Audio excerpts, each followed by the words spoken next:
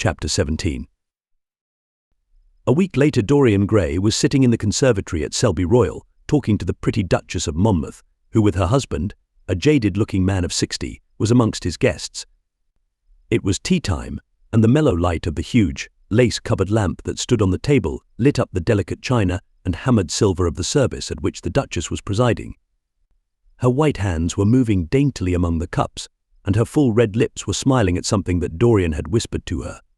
Lord Henry was lying back in a silk-draped wicker chair, looking at them.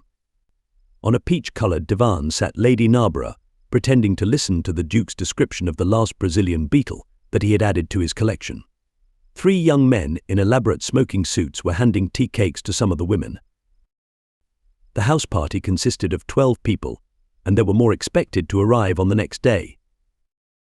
"What are you two talking about?" said Lord Henry, strolling over to the table and putting his cup down. "I hope Dorian has told you about my plan for rechristening everything, Gladys. It is a delightful idea." "But I don't want to be rechristened," Harry rejoined the Duchess, looking up at him with her wonderful eyes. "I am quite satisfied with my own name, and I am sure Mr. Gray should be satisfied with his." "My dear Gladys, I would not alter either name for the world. They are both perfect. I was thinking chiefly of flowers. Yesterday I cut an orchid for my buttonhole. It was a marvellous spotted thing, but as effective as the 7 deadly sins. In a thoughtless moment I asked one of the gardeners what it was called. He told me it was a fine specimen of Robinsoniana, or something dreadful of that kind. It is a sad truth. But we have lost the faculty of giving lovely names to things. Names are everything. I never quarrel with actions. My one quarrel is with words. That is the reason I hate vulgar realism in literature. The man who could call a spade should be compelled to use one. It is the only thing he is fit for. Fit for. "Then what should we call you, Harry?" she asked. "His name is Prince Paradox," said Dorian. "I recognize him in a flash," exclaimed the Duchess. "I won't hear of it," laughed Lord Henry, sinking into a chair. "From a label there is no escape.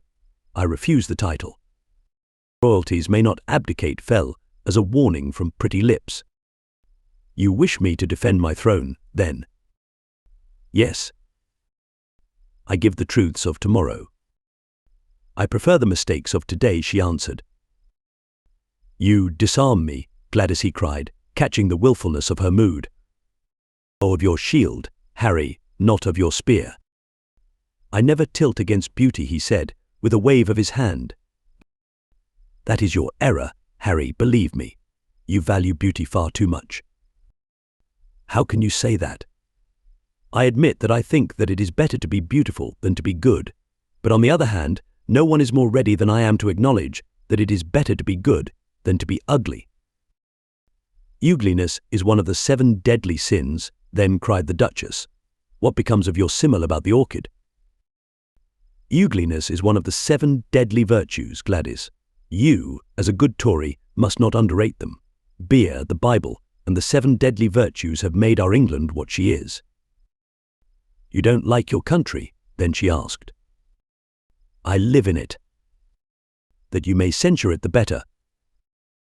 "Would you have me take the verdict of Europe on it?" he inquired. "What do they say of us?" "That Tartuffe has emigrated to England and opened a shop." "Is that yours, Harry?" "I give it to you." "I could not use it. It is too true." "You need not be afraid. Our countrymen never recognize a description. They are practical." "They are more cunning than practical. When they make up their ledger, they balance stupidity by wealth and vice by hypocrisy." "Still, we have done great things." "Great things have been thrust on us, Gladys. Gladys, we have carried their burden." "Only as far as the stock exchange." She shook her head. "I believe in the race," she cried. "It represents the survival of the pushing. It has development." "Decay fascinates me more." "What of art?" she asked. "It is a malady." "Love." "An illusion." "Air." "A religion." "Air." "The fashionable substitute for belief." "You are a sceptic." "Never. Scepticism is the beginning of faith. What are you? To define is to limit. Give me a clue. Threads snap. You would lose your way in the labyrinth. You bewilder me. Let us talk of someone else. Our host is a delightful topic. Years ago he was christened Prince Charming. But don't remind me of that, cried Dorian Gray. Our host is rather horrid this evening, answered the Duchess, colouring. I believe he thinks that Monmouth married me on purely scientific principles as the best specimen he could find of a modern butterfly. Well, I hope he won't stick pins into you, Duchess, laughed Dorian. Oh, my maid does that already, Mr. Gray, when she is annoyed with me. And what does she get annoyed with you about, Duchess? For the most trivial things, Mr. Gray, I assure you. Usually because I come in at 10 minutes to 9 and tell her that I must be dressed by 8:30. How unreasonable of her. You should give her warning. I daren't, Mr. Gray. Why, she invents hats for me. You remember the one I wore at Lady Hilstone's garden party? You don't, but it is nice of you to pretend that you do. Well, she made it out of nothing. All good hats are made out of nothing. Like all good reputations, Gladys interrupted Lord Henry. Every effect that one produces gives one an enemy. To be popular one must be a mediocrity. Not with women, said the Duchess, shaking her head, and women rule the world.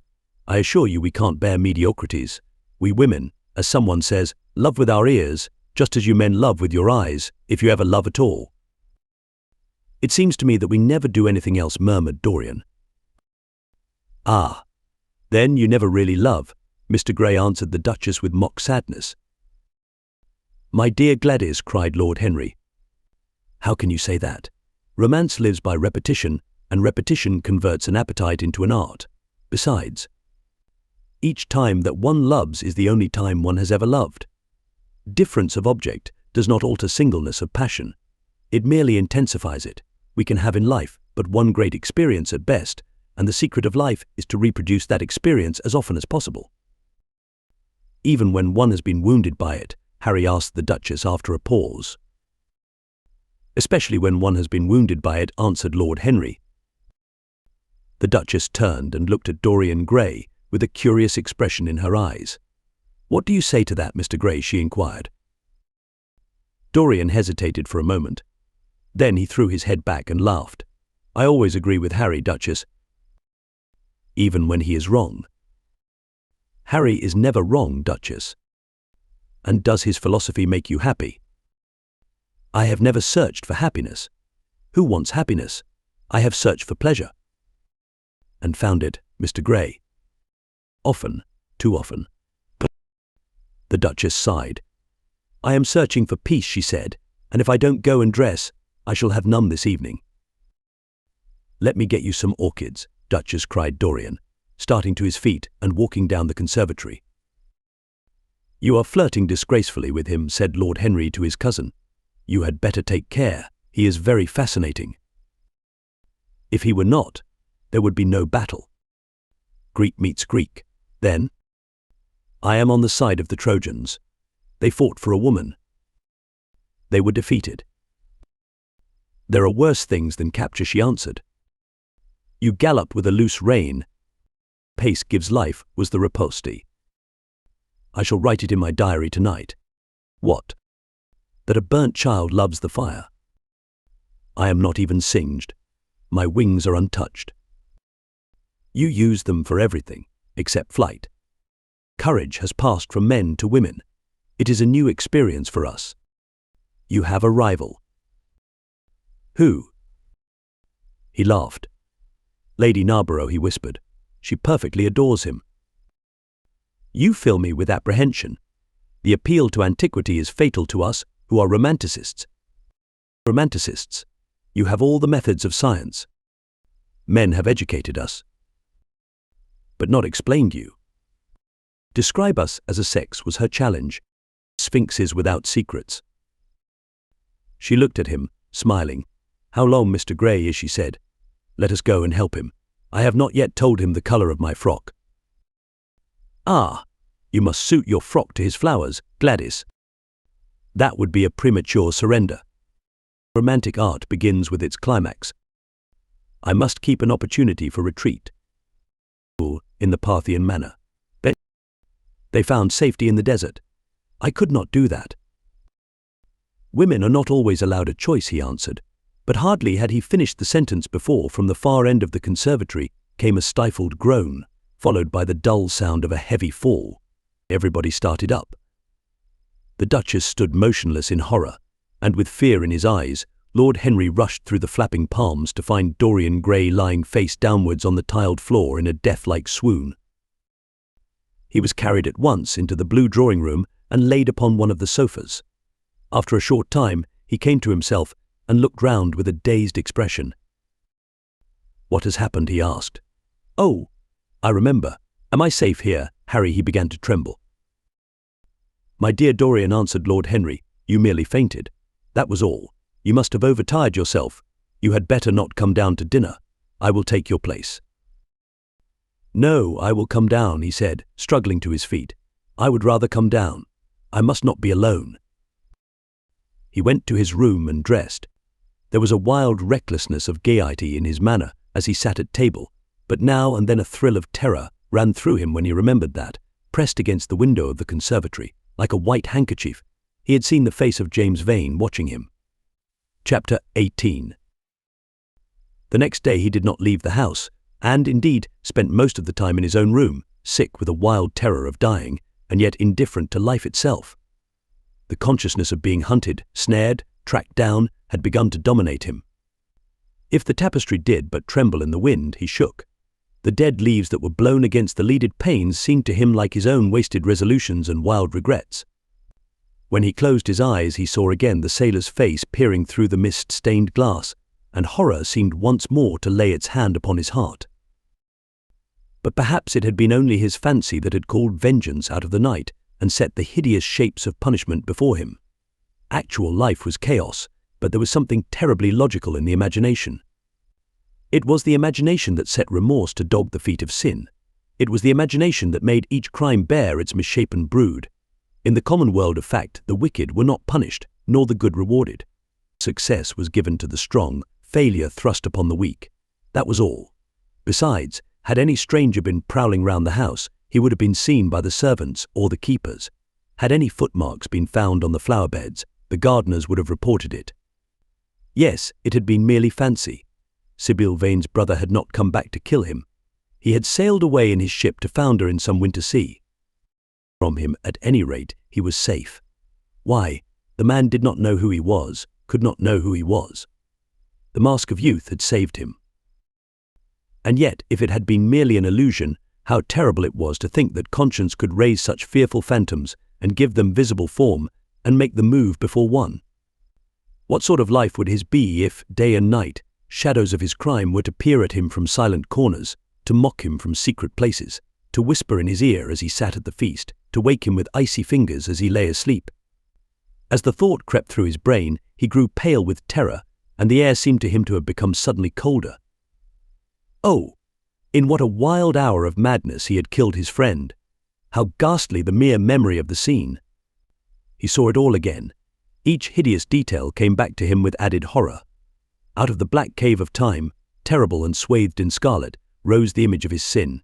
When Lord Henry came in at 6 o'clock, he found him crying as one whose heart will break. It was not till the third day that he ventured to go out. There was something in the clear, pine-scented air of that winter morning that seemed to bring him back his joyousness and his ardor for life. But it was not merely the physical conditions of environment that had caused the change. His own nature had revolted against the excess of anguish that had sought to maim and mar the perfection of its calm. With subtle and finely wrought temperaments it is always so. Their strong passions must either bruise or bend. They either slay the man or themselves die. Shallow sorrows and shallow loves live on. The loves and sorrows that are great are destroyed by their own plenitude. Besides, he had convinced himself that he had been the victim of a terror-stricken imagination, and looked back now on his fears with something of pity and not a little of contempt. After breakfast, he walked with the Duchess for an hour in the garden, and then drove across the park to join the shooting party. The crisp frost lay like salt upon the grass. The sky was an inverted cup of blue metal. A thin film of ice bordered the flat, reed-grown lake. At the corner of the pine wood he caught sight of Sir Geoffrey Clouston, the Duchess's brother, jerking 2 spent cartridges out of his gun. He jumped from the cart, and having told the groom to take the mare home, made his way towards his guest through the withered bracken and rough undergrowth. "Have you had good sport, Geoffrey?" he asked. "Not very good, Dorian. I think most of the birds have gone to the open. I dare say it will be better after lunch, when we get to new ground." Dorian strolled along by his side. The keen aromatic air, the brown and red lights that glimmered in the wood, the hoarse cries of the beaters ringing out from time to time, and the sharp snaps of the guns that followed, fascinated him and filled him with a sense of delightful freedom.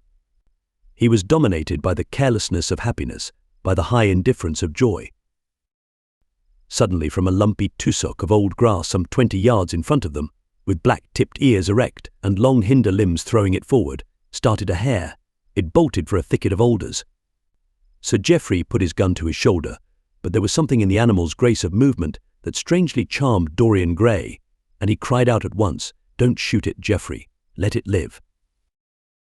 "What nonsense!" Dorian laughed his companion, and as the hare bounded into the thicket, he fired. There were 2 cries heard, the cry of a hare in pain, which is dreadful, the cry of a man in agony, which is worse. "Good heavens! I have hit a beater," exclaimed Sir Geoffrey. What an ass the man was to get in front of the guns. "Stop shooting there," he called out at the top of his voice. "A man is hurt." The headkeeper came running up with a stick in his hand. "Where, sir?" "Where is he?" he shouted. At the same time, the firing ceased along the line. "Here," answered Sir Geoffrey angrily, hurrying towards the thicket. "Why on earth don't you keep your men back? Spoiled my shooting for the day." Dorian watched them as they plunged into the alder clump, brushing the lithe, swinging branches aside. In a few moments they emerged, dragging a body after them into the sunlight. He turned away in horror. It seemed to him that misfortune followed wherever he went. He heard Sir Geoffrey ask if the man was really dead, and the affirmative answer of the keeper. The wood seemed to him to have become suddenly alive with faces. There was the trampling of myriad feet and the low buzz of voices.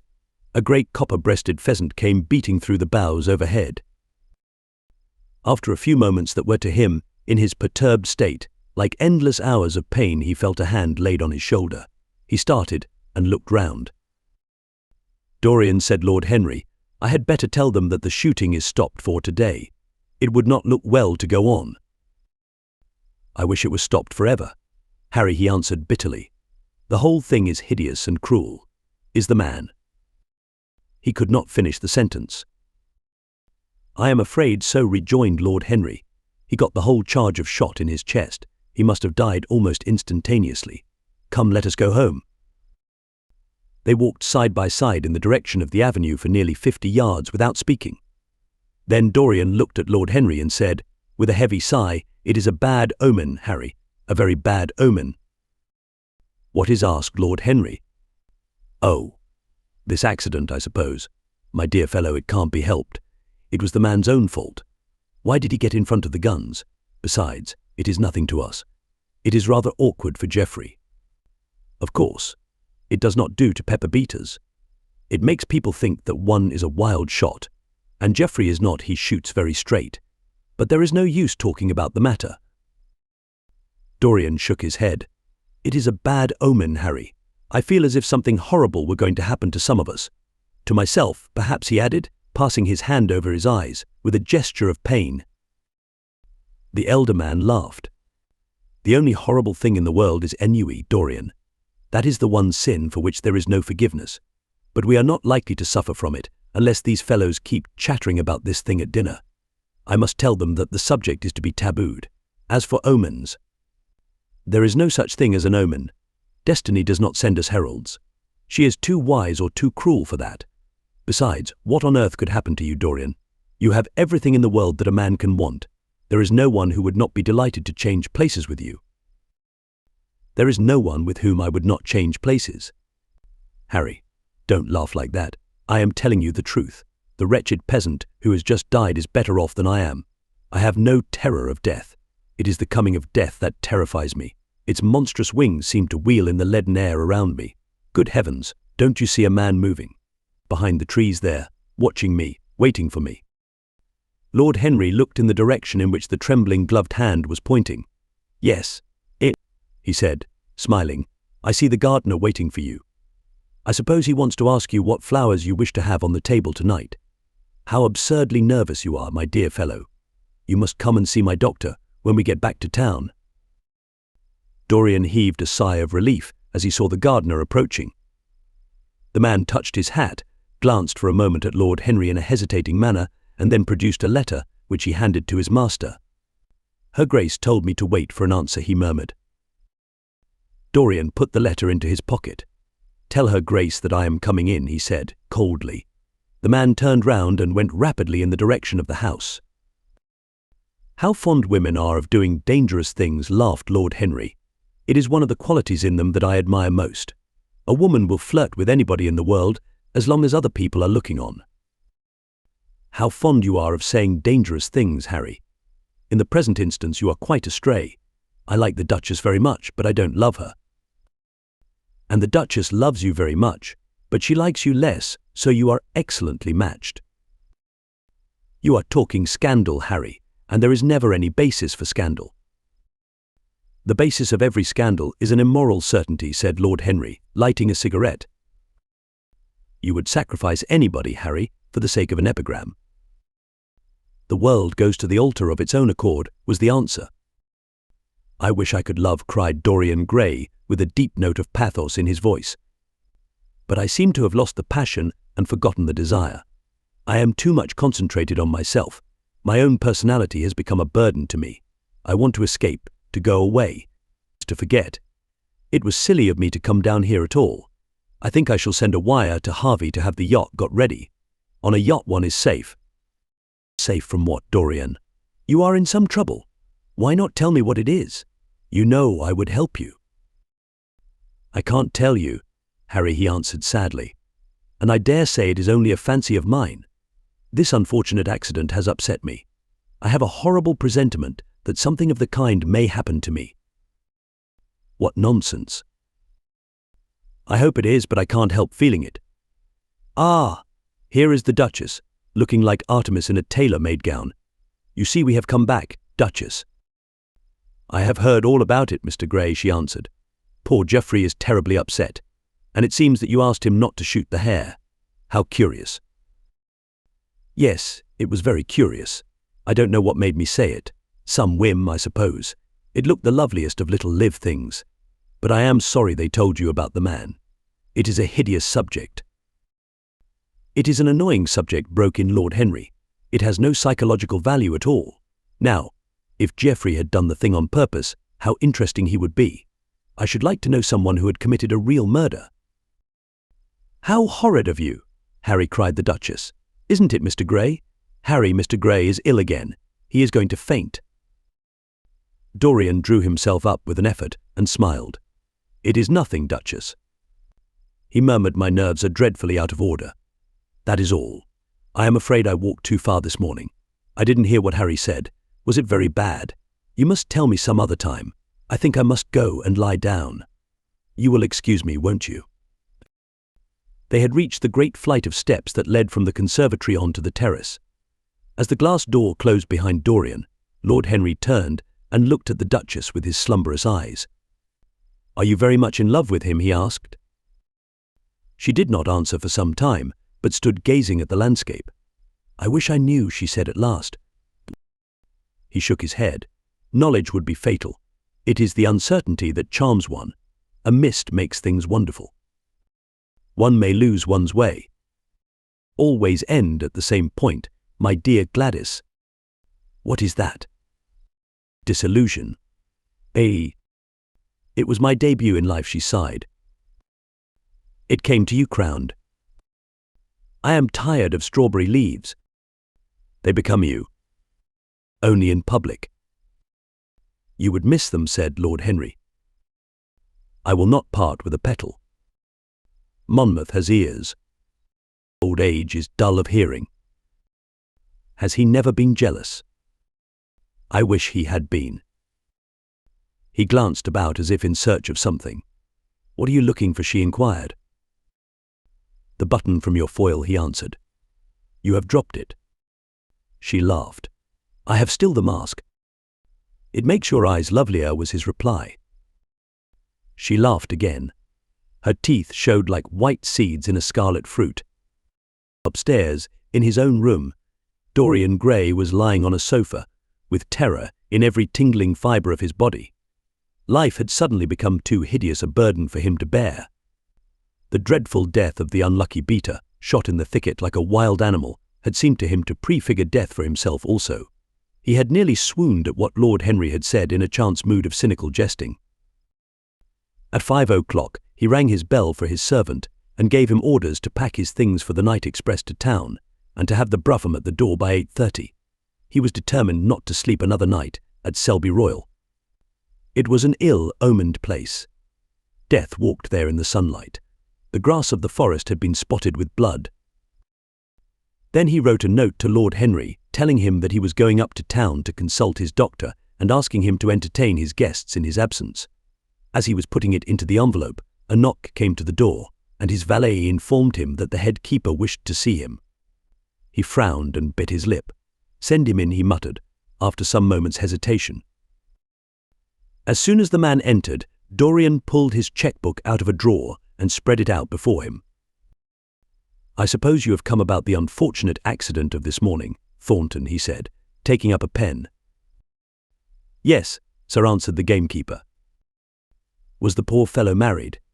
Had he any people dependent on him?" asked Dorian, looking bored. "If so, I should not like them to be left in want, and will send them any sum of money you may think necessary." "We don't know who he is, sir. That is what I took the liberty of coming to you about." "Don't know who he is," said Dorian, listlessly. "What do you mean? Wasn't he one of your men?" "No, sir. Never saw him before. Seems like a sailor, sir." The pen dropped from Dorian Gray's hand, and he felt as if his heart had suddenly stopped beating. "A sailor," he cried out. "Did you say a sailor?" "Yes, sir. He looks as if he had been a sort of sailor tattooed on both arms, and that kind of thing." "Was there anything found on him?" said Dorian, leaning forward and looking at the man with startled eyes. "Anything that would tell his name?" "Some money, sir, not much, and a 6-shooter.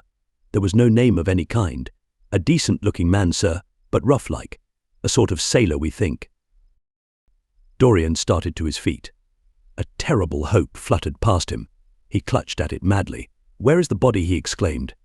"Quick, I must see it at once." "It is in an empty stable in the home farm, sir. The folk don't like to have that sort of thing in their houses. They say a corpse brings bad luck." "The home farm. Go there at once and meet me. Tell one of the grooms to bring my horse round. No, never mind. I'll go to the stables myself. It will save time." In less than a quarter of an hour, Dorian Gray was galloping down the long avenue as hard as he could go. The trees seemed to sweep past him in spectral procession, and wild shadows to fling themselves across his path. Once the mare swerved at a white gate-post and nearly threw him. He lashed her across the neck with his crop. She cleft the dusky air like an arrow. The stones flew from her hoofs.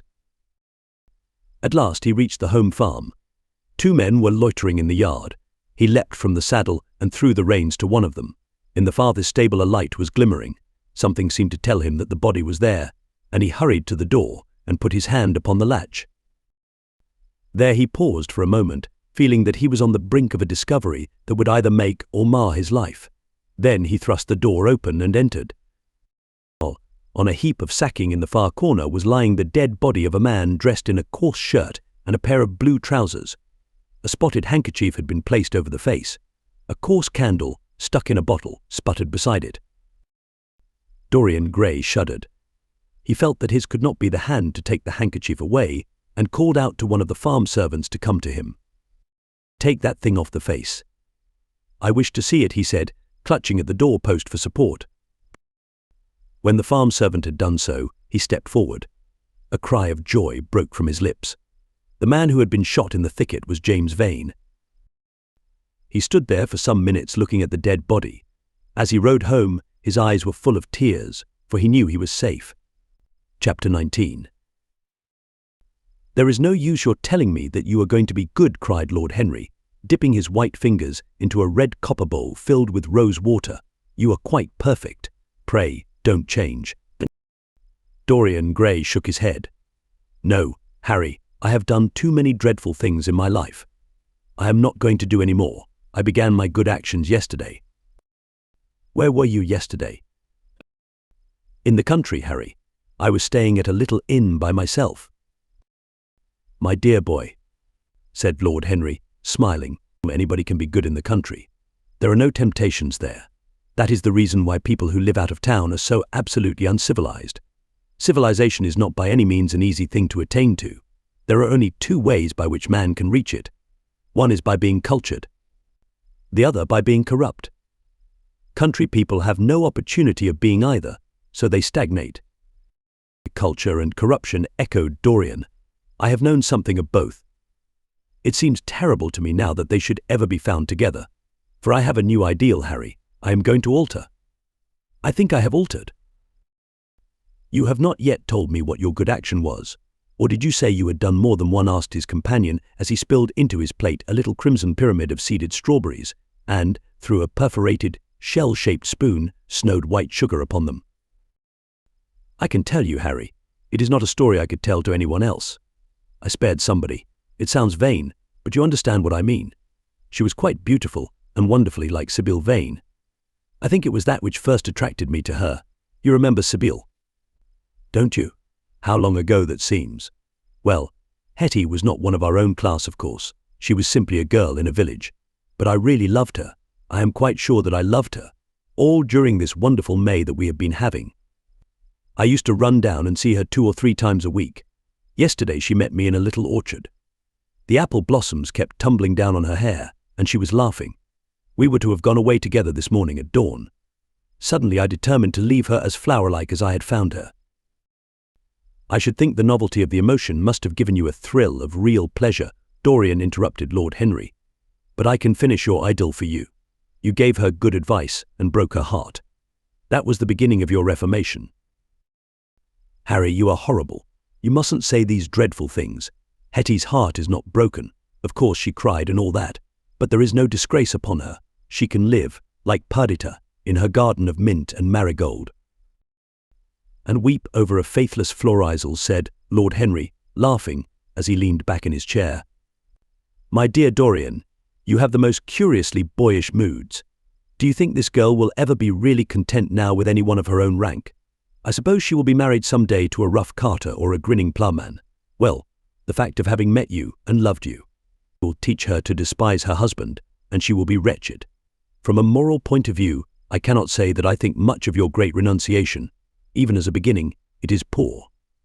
Besides, how do you know that Hetty isn't floating at the present moment in some starlit mill pond, with lovely water lilies round her, like Ophelia? I can't bear this, Harry.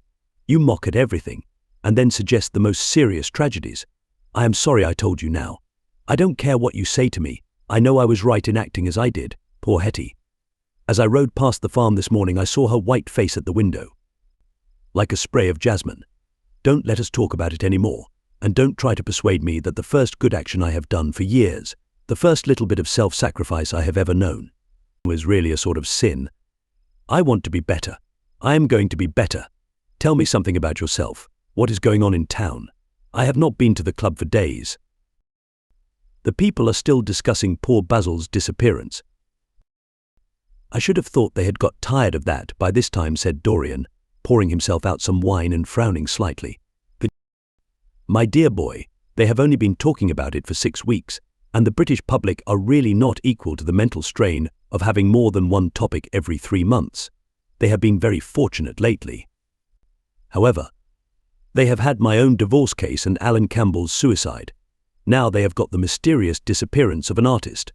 Scotland Yard still insists that the man in the grey ulster who left for Paris by the midnight train on the 9th of November was poor Basil. And the French police declare that Basil never arrived in Paris at all. I suppose in about a fortnight we shall be told that he has been seen in San Francisco. It is an odd thing, but everyone who disappears is said to be seen at San Francisco. It must be a delightful city, and possess all the attractions of the next world. What do you think has happened to Basil? Asked Dorian, holding up his burgundy against the light and wondering how it was that he could discuss the matter so calmly. I have not the slightest idea. If Basil chooses to hide himself, it is no business of mine. If he is dead, I don't want to think about him. Death is the only thing that ever terrifies me. I hate it. Why? Said the younger man wearily. Because. No, said Lord Henry, passing beneath his nostrils the gilt trellis of an open vinaigrette box. One can survive everything nowadays except that. Death and vulgarity are the only two facts in the 19th century that one cannot explain away. Let us have our coffee in the music room. Dorian, you must play Chopin to me. The man with whom my wife ran away played Chopin exquisitely. Poor Victoria. I was very fond of her. The house is rather lonely without her. Of course, married life is merely a habit. A bad habit. But then one regrets the loss even of one's worst habits. Perhaps one regrets them the most. They are such an essential part of one's personality. Dorian said nothing, but rose from the table, and passing into the next room, sat down to the piano and let his fingers stray across the white and black ivory of the keys. After the coffee had been brought in, he stopped, and looking over at Lord Henry, said, Harry, did it ever occur to you that Basil was murdered? Lord Henry yawned. Basil was very popular, and always wore a Waterbury watch. Why should he have been murdered? He was not clever enough to have enemies. Of course. He had a wonderful genius for painting. But a man can paint like Velasquez and yet be as dull as possible. Basil was really rather dull. He only interested me once, and that was when he told me, years ago, that he had a wild adoration for you and that you were the dominant motive of his art. I was very fond of Basil, said Dorian with a note of sadness in his voice. But don't people say that he was murdered? Oh, some of the papers do. It does not seem to me to be at all probable. I know there are dreadful places in Paris, but Basil was not the sort of man to have gone to them. He had no curiosity. It was his chief defect. What would you say, Harry, if I told you that I had murdered Basil? Said the younger man. He watched him intently after he had spoken. I would say, my dear fellow, that you were posing for a character that doesn't suit you. All crime is vulgar, just as all vulgarity is crime. It is not in you, Dorian, to commit a murder. I am sorry if I hurt your vanity by saying so. But I assure you it is true. Crime belongs exclusively to the lower orders. I don't blame them in the smallest degree. I should fancy that crime was to them what art is to us, simply a method of procuring extraordinary sensations. A method of procuring sensations. Do you think, then, that a man who has once committed a murder could possibly do the same crime again? Don't tell me that. Oh, anything becomes a pleasure if one does it too often, cried Lord Henry, laughing. That is one of the most important secrets of life. I should fancy, however, that murder is always a mistake. One should never do anything that one cannot talk about after dinner. But let us pass from poor Basil. I wish I could believe that he had come to such a really romantic end as you suggest. But I can't. I dare say he fell into the scene off an omnibus, and that the conductor hushed up the scandal. Yes, I should fancy that was his end. I see him lying now on his back under those dull green waters, with the heavy barges floating over him and long weeds catching in his hair. Do you know, I don't think he would have done much more good work. During the last 10 years his painting had gone off very much. Dorian heaved a sigh, and Lord Henry strolled across the room and began to stroke the head of a curious Java parrot, a large, grey-plumaged bird with pink crest and tail, that was balancing itself upon a bamboo perch. As his pointed fingers touched it, it dropped the white scurf of crinkled lids over black, glass-like eyes and began to sway backwards and forwards. Yes, he continued, turning round and taking his handkerchief out of his pocket. His painting had quite gone off. It seemed to me to have lost something. It had lost an ideal. When you and he ceased to be great friends, he ceased to be a great artist. What was it separated you? I suppose he bored you. If so, he never forgave you. It's a habit bores have. By the way, what has become of that wonderful portrait he did of you? I don't think I have ever seen it since he finished it. Oh, I remember your telling me years ago that you had sent it down to Selby, and that it had got mislaid or stolen on the way. You never got it back. What a pity. It was really a masterpiece. I remember I wanted to buy it. I wish I had now. It belonged to Basil's best period. Since then his work was that curious mixture of bad painting and good intentions that always entitles a man to be called a representative British artist. Did you advertise for it? You should. I forget, said Dorian. I suppose I did, but I never really liked it. I am sorry I sat for it. The memory of the thing is hateful to me. Why do you talk of it? It used to remind me of those curious lines in some play Hamlet. I think, how do they run? Like the painting of a sorrow. A face without a heart. Yes, that is what it was like. Lord Henry laughed. If a man treats life artistically, his brain is his heart, he answered, sinking into an armchair. Dorian Gray shook his head and struck some soft chords on the piano. Like the painting of a sorrow, he repeated, a face without a heart. The elder man lay back and looked at him with half-closed eyes. By the way, Dorian, he said after a pause, what does it profit a man if he gain the whole world and lose, how does the quotation run, his own soul? The music jarred, and Dorian Gray started and stared at his friend. Why do you ask me that, Harry? My dear fellow, said Lord Henry, elevating his eyebrows in surprise. I asked you because I thought you might be able to give me an answer. That is all. I was going through the park last Sunday, and close by the Marble Arch there stood a little crowd of shabby-looking people listening to some vulgar street preacher. As I passed by, I heard the man yelling out that question to his audience. It struck me as being rather dramatic. London is very rich in curious effects of that kind. A wet Sunday, an uncouth Christian in a mackintosh, a ring of sickly white faces under a broken roof of dripping umbrellas, and a wonderful phrase flung into the air by shrill, hysterical lips. It was really very good in its way, quite a suggestion. I thought of telling the prophet that art had a soul, but that man had not. I am afraid, however, he would not have understood me. Don't, Harry. The soul is a terrible reality. It can be bought and sold and bartered away. It can be poisoned or made perfect. There is a soul in each one of us. I know it. Do you feel quite sure of that, Dorian? Quite sure. Then it must be an illusion. The things one feels absolutely certain about are never true. That is the fatality of faith and the lesson of romance. How grave you are. Don't be so serious. What have you or I to do with the superstitions of our age? No. We have given up our belief in the soul. Play me something. Play me a nocturne, Dorian, and, as you play, tell me, in a low voice, how you have kept your youth. You must have some secret. I am only 10 years older than you are, and I am wrinkled and worn and yellow.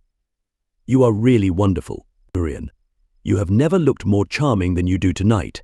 You remind me of the day I saw you first. You were rather cheeky, very shy, and absolutely extraordinary. You have changed, of course, but not in appearance. I wish you would tell me your secret. To get back my youth, I would do anything in the world, except take exercise, get up early, or be respectable. Youth. There is nothing like it. It's absurd to talk of the ignorance of youth. The only people to whose opinions I listen now with any respect are people much younger than myself. They seem in front of me. Life has revealed to them her latest wonder. As for the aged, I always contradict the aged. I do it on principle. If you ask them their opinion on something that happened yesterday, they solemnly give you the opinions current in 1820, when people wore high stocks, believed in everything, and knew absolutely nothing. How lovely that thing you are playing is. I wonder, did Chopin write it at Majorca, with the sea weeping round the villa, and the salt spray dashing against the panes? It is marvellously romantic. What a blessing it is that there is one art left to us that is not imitative. Don't stop. I want music tonight. It seems to me that you are the young Apollo and that I am Marsyas listening to you. I have sorrows, Dorian, of my own, that even you know nothing of. The tragedy of old age is not that one is old, but that one is young. I am amazed sometimes at my own sincerity. Ah, Dorian, how happy you are. What an exquisite life you have had. You have drunk deeply of everything. You have crushed the grapes against your palate. Nothing has been hidden from you, and it has all been to you no more than the sound of music. It has not marred you. You are still the same. I am not the same, Harry. Yes, you are the same. I wonder what the rest of your life will be. Don't spoil it by renunciations. At present you are a perfect type. Don't make yourself incomplete. You are quite flawless now. You need not shake your head, you know you are. Besides, Dorian, don't deceive yourself. Life is not governed by will or intention. Life is a question of nerves and fibres. and slowly built up cells in which thought hides itself and passion has its dreams. You may fancy yourself safe and think yourself strong, but a chance tone of color in a room or a morning sky, a particular perfume that you had once loved and that brings subtle memories with it, a line from a forgotten poem that you had come across again, a cadence from a piece of music that you had ceased to play. I tell you, Dorian, that it is on things like these that our lives depend. Browning writes about that somewhere, but our own senses will imagine them for us. There are moments when the odor of lilas blanc passes suddenly across me, and I have to live the strangest month of my life over again. I wish I could change places with you, Dorian. The world has cried out against us both, but it has always worshipped you. It always will worship you. You are the type of what the age is searching for, and what it is afraid it has found. I am so glad that you have never done anything, never carved a statue, or painted a picture, or produced anything outside of yourself. Life has been your art. You have set yourself to music. Your days are your sonnets. Dorian rose up from the piano and passed his hand through his hair. Yes, life has been exquisite, he murmured, but I am not going to have the same life, Harry. And you must not say these extravagant things to me. You don't know everything about me. I think that if you did, even you would turn from me. You laugh. Don't laugh. Why have you stopped playing, Dorian? Go back and give me the nocturne over again. Look at that great honey-colored moon that hangs in the dusky air. She is waiting for you to charm her, and if you play she will come closer to the earth. You won't? Let us go to the club. Then, it has been a charming evening, and we must end it charmingly. There is someone at White's who wants immensely to know you, young Lord Poole, Bournemouth's eldest son. He has already copied your neckties, and has begged me to introduce him to you. He is quite delightful, and rather reminds me of you. I hope not, said Dorian with a sad look in his eyes. But I am tired tonight, Harry. I shan't go to the club. It is nearly 11, and I want to go to bed early. Do stay. You have never played so well as tonight. There was something in your touch that was wonderful. It had more expression than I had ever heard from it before. It is because I am going to be good, he answered, smiling. I am a little changed already. You cannot change to me, Dorian said, Lord Henry. You and I will always be friends. Yet you poisoned me with a book once. I should not forgive that. Harry, promise me that you will never lend that book to anyone. It does harm. My dear boy, you are really beginning to moralize. You will soon be going about like the converted and the revivalist, warning people against all the sins of which you have grown tired. You are much too delightful to do that. Besides, it is no use. You and I are what we are, and will be what we will be. As for being poisoned by a book, there is no such thing as that. Art has no influence upon action.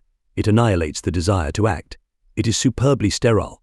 The books that the world calls immoral are books that show the world its own shame. That is all. But we won't discuss literature. Come round tomorrow. I am going to ride at 11. We might go together, and I will take you to lunch afterwards with Lady Branksome. She is a charming woman, and wants to consult you about some tapestries she is thinking of buying. Mind you come. Or shall we lunch with our little Duchess? She says she never sees you now. Perhaps you are tired of Gladys? I thought you would be.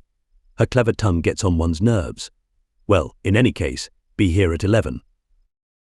Must I really come, Harry? Certainly. The park is quite lovely now. I don't think there have been such lilacs since the year I met you. Very well. I shall be here at 11, said Dorian. Good night, Harry. As he reached the door, he hesitated for a moment, as if he had something more to say. Then he sighed and went out. Chapter 20. It was a lovely night, so warm that he threw his coat over his arm and did not even put his silk scarf round his throat. As he strolled home, smoking his cigarette, 2 young men in evening dress passed him. He heard one of them whisper to the other, "That is Dorian Gray." He remembered how pleased he used to be when he was pointed out, or stared at, or talked about. He was tired of hearing his own name now. Half the charm of the little village, where he had been so often lately, was that no one knew who he was. He had often told the girl whom he had lured to love him that he was poor, and she had believed him. He had told her once that he was wicked, and she had laughed at him and answered that wicked people were always very old and very ugly. What a laugh she had, just like a thrush singing, and how pretty she had been in her cotton dresses and her large hats. She knew nothing, but she had everything that he had lost. When he reached home, he found his servant waiting up for him. He sent him to bed and threw himself down on the sofa in the library and began to think over some of the things that Lord Henry had said to him. Was it really true that one could never change? He felt a wild longing for the unstained purity of his boyhood, his rose-white boyhood, as Lord Henry had once called it. He knew that he had tarnished himself, filled his mind with corruption, and given horror to his fancy that he had been an evil influence to others, and had experienced a terrible joy in being so, and that of the lives that had crossed his own. It had been the fairest and the most full of promise that he had brought to shame. But was it all irretrievable? Was there no hope for him? Ah! In what a monstrous moment of pride and passion he had prayed that the portrait should bear the burden of his days, and he keep the unsullied splendor of eternal youth. All his failure had been due to that. Better for him that each sin of his life had brought its sure, swift penalty along with it. There was purification in punishment. Not forgive us our sins, but smite us for our iniquities, should be the prayer of man to a most just God. The curiously carved mirror that Lord Henry had given to him, so many years ago now, was standing on the table, and the white-limbed cupids laughed round it, as of old. He took it up, as he had done on that night of horror when he had first noted the change in the fatal picture, and with wild, tear-dimmed eyes looked into its polished shield. Once, someone who had terribly loved him had written to him a mad letter, ending with these idolatrous words: "The world is changed, because you are made of ivory and gold. The curves of your lips rewrite history." The phrases came back to his memory, and he repeated them over and over to himself. Then he loathed his own beauty, and flinging the mirror on the floor, crushed it into silver splinters beneath his heel. It was his beauty that had ruined him, his beauty and the youth that he had prayed for. But for those two things, his life might have been free from stain. His beauty had been to him but a mask, his youth but a mockery. What was youth at best? A green, an unripe time, a time of shallow moods and sickly thoughts. Why had he worn its livery? Youth had spoiled him. It was better not to think of the past. Nothing could alter that. It was of himself and of his own future that he had to think. James Vane was hidden in a nameless grave in Selby churchyard. Alan Campbell had shot himself one night in his laboratory, but had not revealed the secret that he had been forced to know. The excitement, such as it was, over Basil Hallward's disappearance would soon pass away. It was already waning. He was perfectly safe there. Nor, indeed, was it the death of Basil Hallward that weighed most upon his mind. It was the living death of his own soul that troubled him. Basil had painted the portrait that had marred his life. He could not forgive him that. It was the portrait that had done everything. Basil had said things to him that were unbearable, and that he had yet borne with patience. The murder had been simply the madness of a moment. As for Alan Campbell, his suicide had been his own act. He had chosen to do it. It was nothing to him. A new life. That was what he wanted. That was what he was waiting for. Surely he had begun it already. He had spared one innocent thing, at any rate. He would never again tempt innocence. He would be good.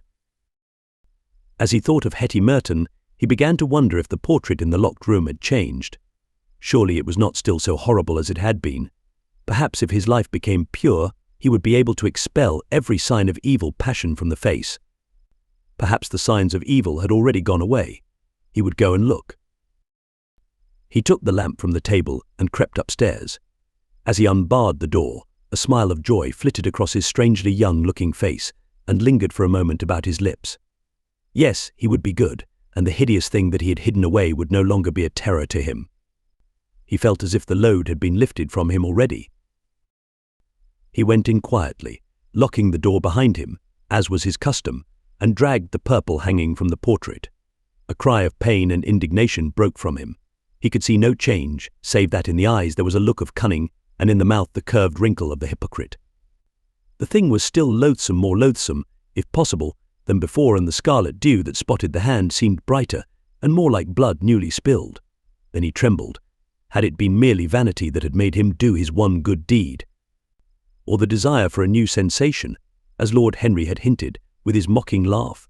Or that passion to act a part that sometimes makes us do things finer than we are ourselves? Or perhaps all these? And why was the red stain larger than it had been?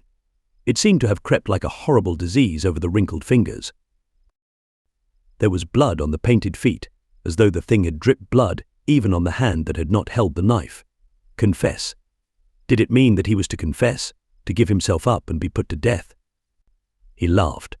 He felt that the idea was monstrous. Besides, even if he did confess, who would believe him? There was no trace of the murdered man anywhere. Everything belonging to him had been destroyed. He himself had burned what had been below stairs. The world would simply say that he was mad. They would shut him up if he persisted in his story.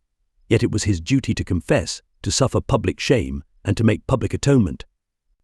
There was a God who called upon men to tell their sins to earth as well as to heaven. Nothing that he could do would cleanse him till he had told his own sin. His sin? He shrugged his shoulders. The death of Basil Hallward seemed very little to him. He was thinking of Hetty Merton. For it was an unjust mirror, this mirror of his soul that he was looking at. Vanity? Curiosity? Hypocrisy? Had there been nothing more in his renunciation than that? There had been something more. At least he thought so. But who could tell? No, there had been nothing more. Through vanity he had spared her. In hypocrisy he had worn the mask of goodness. For curiosity's sake he had tried the denial of self. He recognized that now.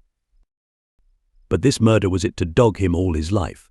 Was he always to be burdened by his past? Was he really to confess? Never. There was only one bit of evidence left against him. The picture itself that was evidence. He would destroy it. Why had he kept it so long? Once it had given him pleasure to watch it changing and growing old. Of late he had felt no such pleasure. It had kept him awake at night. When he had been away, he had been filled with terror lest other eyes should look upon it. It had brought melancholy across his passions. Its mere memory had marred many moments of joy. It had been like conscience to him. Yes, it had been conscience. He would destroy it. He looked round and saw the knife that had stabbed Basil Hallward. He had cleaned it many times, till there was no stain left upon it. It was bright and glistened. As it had killed the painter, so it would kill the painter's work, and all that meant. It would kill the past, and when that was dead, he would be free. It would kill this monstrous soul life, and without its hideous warnings, he would be at peace. He seized the thing and stabbed the picture with it. There was a cry heard, and a crash. The cry was so horrible in its agony that the frightened servants woke and crept out of their rooms. Two gentlemen, who were passing in the square below, stopped and looked up at the great house. They walked on till they met a policeman and brought him back. The man rang the bell several times, but there was no answer. Except for a light in one of the top windows, the house was all dark. After a time he went away and stood in an adjoining portico and watched. "Whose house is that?" Constable asked the elder of the two gentlemen. "Mr. Dorian Gray's," Sir answered the policeman. They looked at each other as they walked away and sneered. One of them was Sir Henry Ashton's uncle. Inside, in the servants' part of the house, the half-clad domestics were talking in low whispers to each other. Old Mrs. Leaf was crying and wringing her hands. Francis was as pale as death. After about a quarter of an hour, he got the coachman and one of the footmen and crept upstairs. They knocked, but there was no reply. They called out. Everything was still. Finally, after vainly trying to force the door, they got on the roof and dropped down onto the balcony. The windows yielded easily, their bolts were old. When they entered, they found hanging upon the wall a splendid portrait of their master as they had last seen him, in all the wonder of his exquisite youth and beauty. Lying on the floor was a dead man, in evening dress, with a knife in his heart. He was withered, wrinkled, and loathsome of visage. It was not till they had examined the rings that they recognized who it was. The end. Best audiobooks for free hopes that you have enjoyed this production of The Picture of Dorian Gray by Oscar Wilde. Please subscribe to our channel on YouTube and Rumble, as your subscription is the support we need to create more great free content.